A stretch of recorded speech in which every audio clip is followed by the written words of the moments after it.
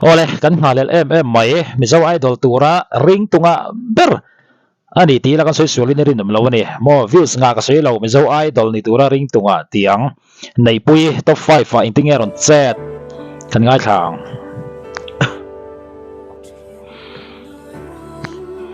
nget mai ni nei pui dik le thap mai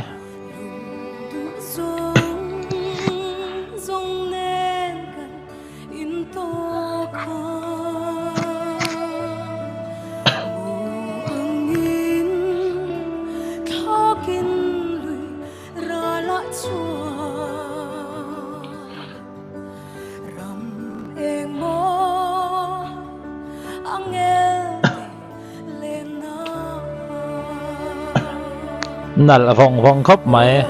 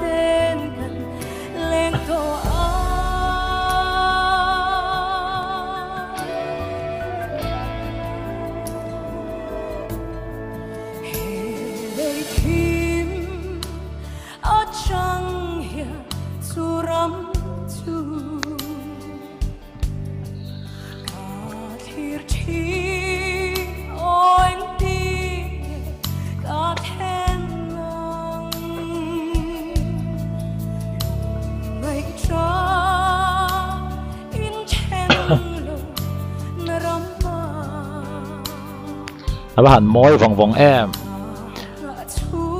này bôi hi chu ama hian nu ngom tlat ani het boka idol hi ani mai thei ani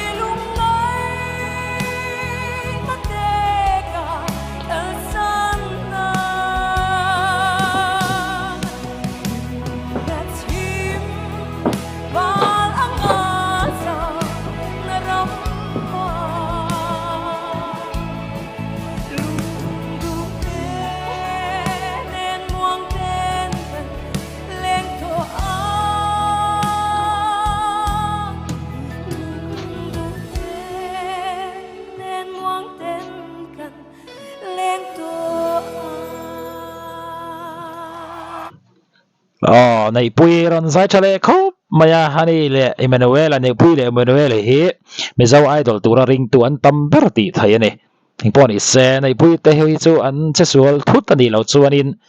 top 3 ni mai lo top 2 a chuan nge in an tin ka ringa zarina po che tha ni ning pon is se ani chu ngai tom lo top ani heng pon is se la heng in modan นี่เราซื้อไปเลยชิมๆตัวเนี่ยใส่ถ้าไทยครบไม่ในปุย